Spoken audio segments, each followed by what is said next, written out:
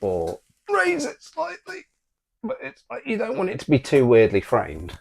Yeah, that's That all looks right, all isn't right. it? You've Yeah. kind of got like the thirds then. You see, that's your bag. I'm just like, I'm front of camera. I'm the eye candy. You're the. This is where that goes. I'm just here for for people to look at and go, that guy's pretty. Well, we've lost subscribers already.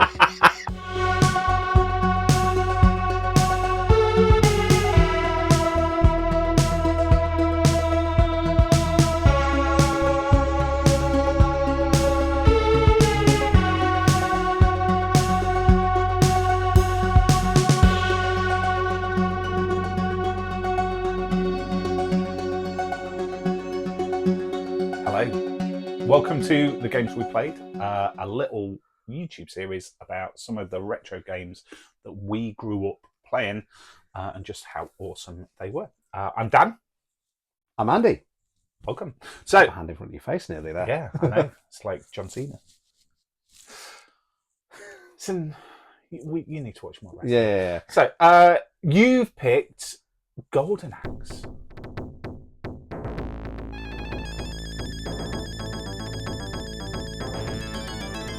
Why Golden Axe? Why Golden Axe? I really like Golden Axe. Golden Axe is a big favourite of mine. So the version that I'm talking about today is the arcade version, but it's probably not the version that I played the most because I got the game on my Amiga as well. And the Amiga version was actually a really solid port of the arcade version. But the arcade version is weirdly probably the version of the game that I remember the most because it was the version of the game that I first played. And it was in the cafe of one of our local swimming pools. Do you remember which one? I remember sort of like as a youngster seeing that arcade game in that cafe and going, well, this is exciting. This is, because I think I played like Double Dragon up to that point. Because obviously Golden Axe is what's known as a belt scrolling beat 'em up. So this was a term that I had to look up. Wow. I have Belt scrolling. Belt scrolling is like the technical term for the type of beat 'em up that it is. So you think of something like Kung Fu Master, like one of the original kind of like scrolling beat 'em up games. It was on a 2D plane, like almost like a platformer. Like you move left to right, beating up dudes. Yeah. And you could jump, and that was it. Belt scrolling games like Dungeons and Dragons, technically Dungeons and Dragons if you look at some of the later Capcom Dungeons and Dragons arcade games, but like Double Dragon, the Konami games like The Simpsons and Teenage Mutant Ninja Turtles, and obviously Golden Axe were what was termed belt scrolling, where the level would scroll with the character, and every now and then it would stop. And you get to like have a little fight on a screen, but you wouldn't be able to kind of like go back on yourself. But you also had like full 3D movement within that plane, so you could go up and down and left and right and make use of all of the 3D space to kind of position yourself around enemies. So I've heard a few like channels on YouTube use the term belt scroll, and I did have to look it up because it was like one of those things. Well, I kind of know what that means, but I don't know exactly what it means. But it's very specifically that kind of like almost like if you imagine the level is like a flat belt plane that scrolls either left or right, or left and right, and then up and down a little bit. Like that's really technical. Yeah. So I just call it side scrolling. It's a side scroll. It is a side scrolling beat 'em up. And it's for 1 or 2 players, which is really good. Really exciting. Yeah. I don't know why that's exciting. Well, I think because a lot of arcade games were sort of 2-player, like the Asteroids, but like things like sort of a lot of Space Invader type games, were just like your single player. Yeah, and if they were 2-player, they were more like your hand off. Competitive 2-player. But I mean, a lot of those kind of beat 'em ups, the 2-player aspect, like Double Dragon as well. It's more about being cooperative. But going into the first fact about this, actually, Golden Axe was one of the first games of its ilk to allow the player to choose from distinct characters. Huh. So Double Dragon, obviously, you have Billy and Jimmy. They were basically palette swaps of the same character, and a lot of other games running up to that point did have that. But with Golden Axe, you've got 3 different types of characters. You've got Tiris Flare, the Amazon. Yes. You've got Axe Battler. Yes. The Barbarian. I did write them And you've got Gilius Thunderhead, who is the... I've played this game so many times. Technically, it's Axe equals Battler. If you watch the intro sequence, if you look at the way they've done it, they instead of hyphenating the names, they put an equals between. I don't know why. It's a quirk of this game, and it's just pretty much in every version of it. It is. But the 80s, late 80s. Yeah. It was a lawless time. So the story of this is you pick your character and you progress through 5 levels in the arcade game. And you are taking the fight to the evil warlord Death Adder, who awesome name, who is ravaging the land and oppressing the people, but like Dark Lord in it. Yeah, like Dark Lord. Yeah, and it's just good fun. It's not a long game as well. I think I played through it for this video, and it took me like 25 minutes. Because I played the Mega Drive version before we filmed this, and I was surprised at how short it was. But at the time, because my first experience is playing on an arcade, like you put like your 20p, your 50p, and like your, was it like 3 lives or something that you?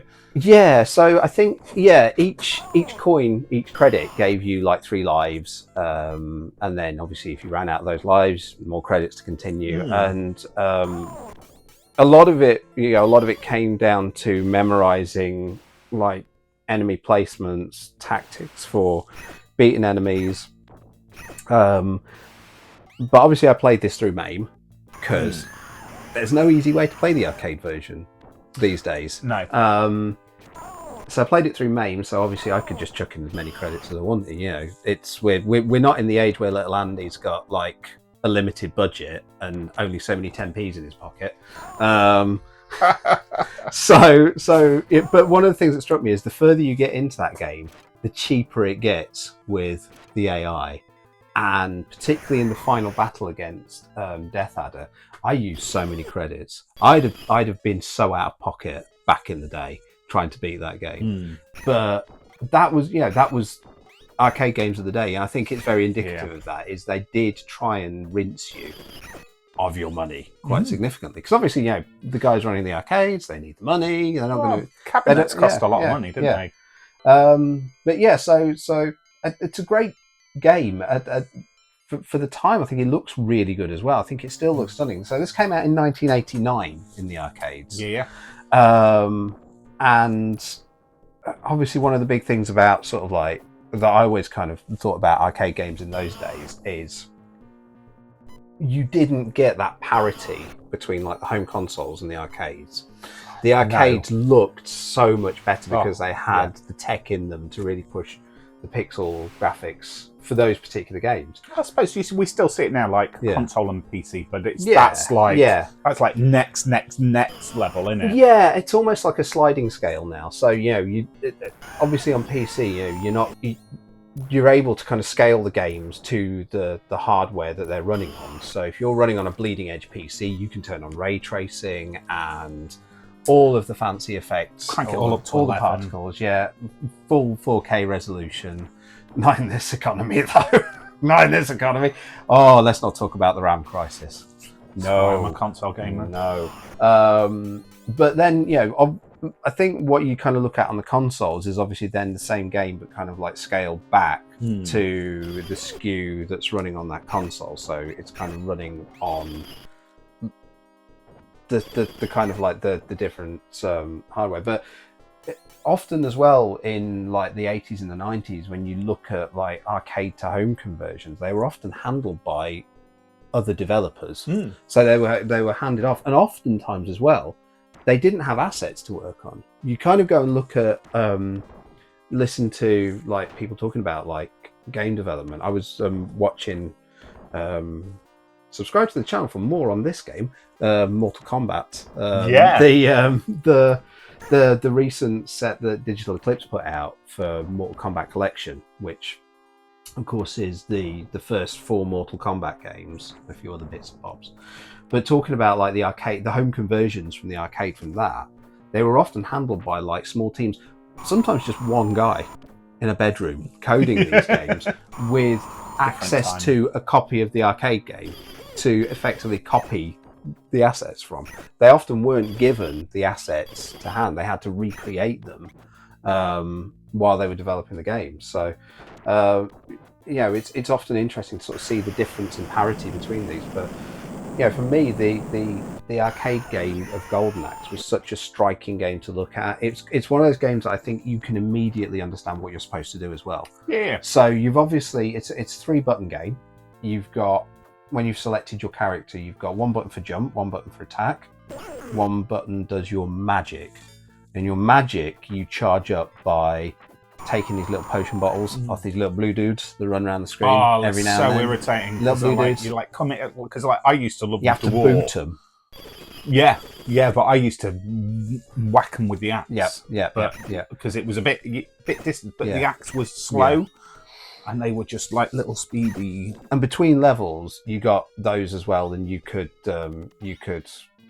build up your magic meter between levels. But it was kind of like that trade-off then of when you use your magic, picking the right moment to use your magic, so that you were really unleashing your highest level spells to do the most damage.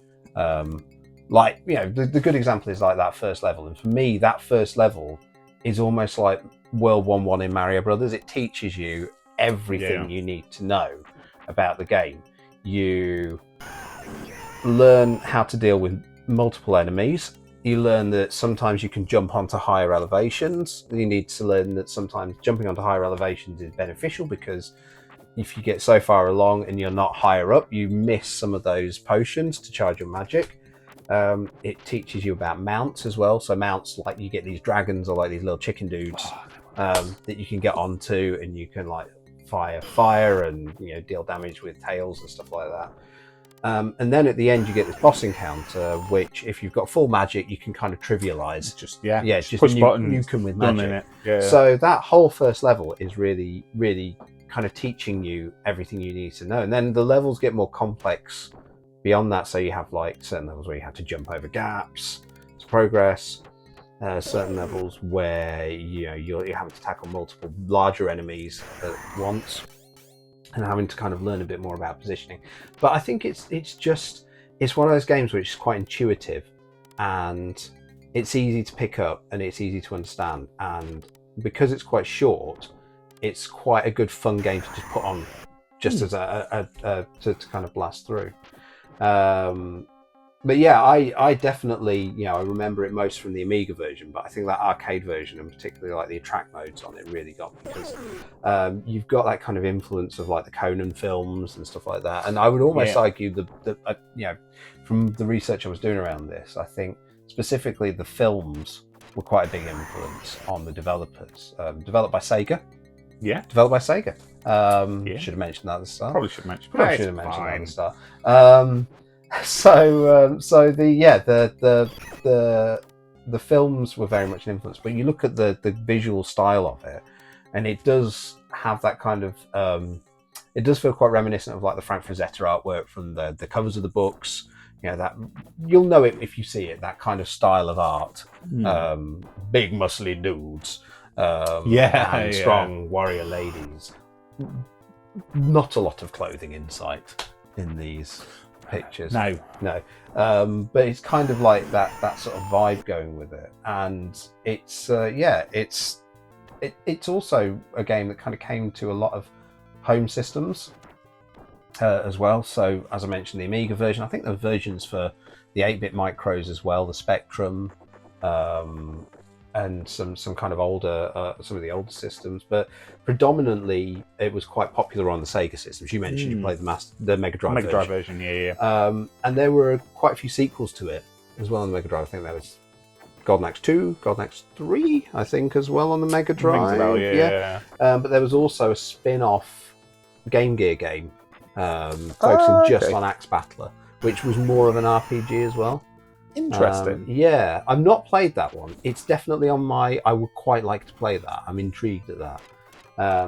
But yeah, certainly the home version I remember playing being quite a good one to crack out when for a multiplayer session. It was short. I think that was like good and bad. Yeah. Is that it is such a short game, Yeah. and having replayed it recently. Because I got it on the Xbox. You used to get it through the arcade. Yes. And I think there's like a collection that you can buy it.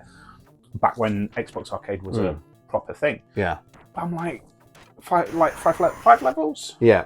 And you're like, but what, that's it? I think the Mega Drive version had extra levels. There was I like think it added two a couple different of extra ways levels. you could play it. Yeah. But I always like stick the arcade on because it's just straightforward. Do you know what my frustration, right, is in between the levels, there's a map, isn't there? It's a well-drawn map, like you go from here and it's like an Indiana Jones kind of like, this is your trail. Yeah. So it says something like, you rode on a turtle or you were flying on an eagle. I'm like, oh, that sounds amazing. And then you land in the level and it's just like a drawing of an eagle's head. You're like, that's so disappointing. Well, it was like it was a minimalist approach. I think one of the things, again, that struck me about the arcade version was how much more dynamic it does feel, though, in comparison to the home versions, though. Certainly on the I do remember the Amiga version quite vividly, but the arcade version has a lot more going on with it. Like, you're talking about that eagle. The eyes actually move and the mouth opens and stuff like that on the arcade game. So it does feel a bit more alive. But also, like, when you're fighting enemies in, like, village locations that they're obviously, storming the village, you do get like actual villagers that they're tormenting, and like the village, like it was the second level. Normally you'd enter the village like on the home versions, just fight a few enemies out the other side. On the arcade version, as you're entering the village, all the villagers are scattering and running towards you, so it's got that more dynamic kind of action feel to it. Like, I've got to go in and liberate the village, I'm the hero. Kneel before me. Yeah. Not the villagers, the enemies. Yeah. Oh no. The villagers I've come to save you. Like, where's my gratitude? Like, you need to put a hog roast on or something for me. Like, venturing ain't cheap. Yeah. No, they did look those banquets that they had in like those fantasy environments. Yeah, that's what you need. Well done, Axe Battler. You did a great job in making sure that we didn't die. Have a whole pig. Yeah, basically. Here's a pig. We're cooking it for you. That's all I need. Yeah, just good food. Blade of cake. Big stack cake, I'm grand. But yeah, I think the Mega Drive version as well, I've never actually played this, but one of the things I found out was that it also had like a survival mode where you'd face off against waves of enemies. It's kind of like the kind of horde mode that you get in like Gears of War these days. Yeah.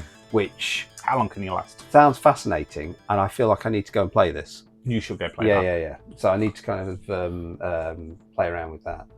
Do you have a film fact for us? Oh, I've got. You got a film fact? Facts coming out of my ears. This came out in 1989. 1989. So the what do you think? Oh no, you already know the answer. I don't know. I looked at it, but I've actually forgotten. Have you? It's an age thing. Like, walk into a room, no idea why. Yeah. What am I doing? What do you think? 1989 highest grossing film. Was it like a Back to the Future or something like that? Well, it was a franchise. Can I call it? I can't really call it. Well, I remember what it is now. Let's call it a trilogy. I remember what it is now. Yeah. It was Indiana Jones and the Last Crusade, wasn't it? Absolutely. Yeah. No, that was a trilogy. They never made any more films after that. No. Although, like, Dial of Destiny, that was alright. It wasn't terrible. It wasn't Crystal Skull's terrible. Yeah. I'm going to hide in a fridge from it. Sorry. What were you doing, Stephen? What were you doing? So, yeah, sort of like one of the things. So that's like my film fact. Your film fact. But one of the things that I want to refer about a film while we're talking about films, is that when I was playing it, I grew up watching Ray Harryhausen films. Yes. Now, like the skeletons. The skeletons gave me that Harryhausen kind of vibes. And if you've never watched, now for some of you, you're like, who is this guy? Stop motion animation. Made me think, like, watch the Odyssey recently. Jason and the Argonauts. Go watch Jason and the Argonauts. It was a slight side quest on this. Apparently, Jason and the Argonauts was quite a big influence on Christopher Nolan when he was making the Odyssey. that kind of Good. vibe to it. I'm hearing that I was expecting more skeleton fights. I'll be honest. Yeah. There was not enough No, skeleton not enough fights. skeleton But fights. I get Spoilers. exactly where. Yeah. I get exactly where you're coming from with that. The bits where late in the late levels where you find the skeletons definitely have that kind of Harryhausen, Jason and the Argonauts sort of vibe to them. Yeah. They are nails, those enemies as well. The skeletons, they seem to be able to just lock you in like an attack animation. Well, yeah, because they come at you from both sides, and as soon as they hit you, you're like, you're down on like a knee. Yeah. And you're like, well, what do I do? I'm done now. Just going to stay I'll here just stick and another die. credit in the machine. Yeah, basically. Yeah, I'm like, done here now. comes my next continue. Yeah. You got me, Sega. That's it. Yeah. Yeah. But what I found is, like, because you were talking about, like, how, like, reusing assets in levels and like, the AI was just a bit nails at times. But I remember there's like a dude, an armored dude with, like, a massive long sword, like Final Fantasy level sword. Yeah. And you play him as a boss, and then on the next level, there's two of them. There's like two of them, yeah. And you're like, oh. But that's, I mean, we've talked about, we've mentioned From Software in a previous video. I do like my From Software games. That's kind of a similar sort of vibe with that. If you play Dark Souls, again, I kind of look at games like Dark Souls, and I think looking back at games like Golden Axe, I know it's not exactly the same type of game, but you can kind of draw a bit of a line between those kind of older epic fantasy games to modern kind of fantasy RPGs, I think. And you look at how Dark Souls, like one of the first bosses that you'll come across is the Taurus Demon and the Capra Demon, both sort of like fairly hard bosses for early in the game. When you get like later in the game, they're just wandering around levels. You're just fighting them. They're just dudes. One hit kill. They don't even have boss bars. They're just like dudes that you fight. So again, it's kind of like that, teaching you how to handle these kinds of enemies and then throw more at them. So it's that kind of like it is a progression. The thing with something like Golden Axe is you don't have that kind of RPG progression. You just have to learn how to get good, and then if you don't get good, you're putting more credits in. Or just put more credits in anyway. Or just put more credits in. You get good and then it'll still kill you. Yeah. Right. But, for saying it's quite a tricky game, another fact here, it was the highest grossing arcade game of 1990 in the US. So really popular game. One that you don't really get talked about much these days. No. Because at the time it was huge. Yeah. Like as far as arcade games. Yeah. Because it was like everywhere. Yeah. Like I think it was at a bowling alley near us as well. Like it was definitely where you go swimming and you finish swimming and it was Golden Axe. Go and get Asteroids and Um Bongo and go and get an Um Bongo and play some Golden Axe. Because that's where I first played Double Dragon as well. Yeah. I'm like, that's a great game. Yeah. And like Streets Rage, Final Fight, all those are kind of influenced from that. Yeah. But I think interestingly, Final Fight came out in the same year, and that had a selectable character roster. Golden Axe beat it to did it first. Golden Axe did it first. Golden Axe released first. It's like Fatal Fury and Street Fighter 2. Coming out very, very much around the same time. Both doing very kind of slightly different things in the genre, but I think I'd say arguably Final Fight's probably more prominent these days than Golden Axe, but I feel like both of those games have dropped off the radar a little bit. Yeah. Sega, I think, though, because obviously they recently announced a new Crazy Taxi game.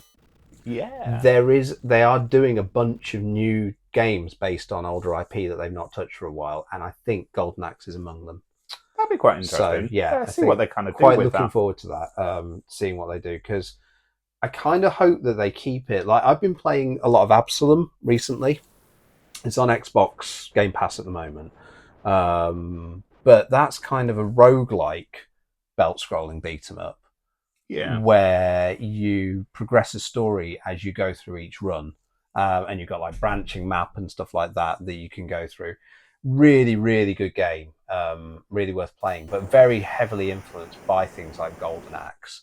And probably I mentioned earlier the Dungeons and Dragons beat-em-up games that Capcom made. Which have more of like an RPG progression in them as well. But yeah, Absalom is absolutely worth checking out, in kind of context of like Golden Axe. Bang. Mainly because Golden Axe is really hard to play these days.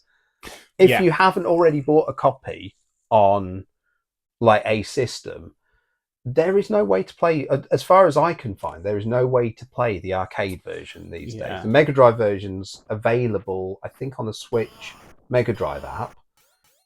And I've got this Mega Drive collection on the Switch, which I bought, which has since been deleted.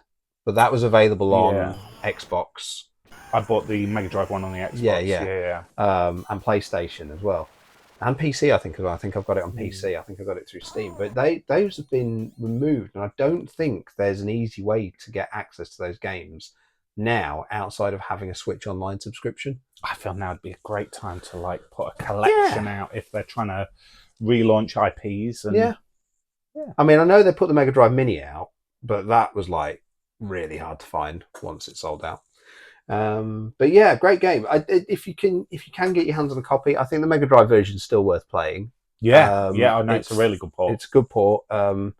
The Amiga version was a really good port as well. It did lack a few bits and bobs, a few bells and whistles. Certainly playing the arcade version, I think the enemy placement was roughly the same. It was lacking a few enemies, definitely lacking some animations, but I think it made the most of what it could with the restrictions of the hardware that it was running on. But yeah, that's Golden Axe. Definitely worth a look, I think, in if you're interested in that kind of game. Excellent. No, great game. Worth playing. So, well, that's it for another episode.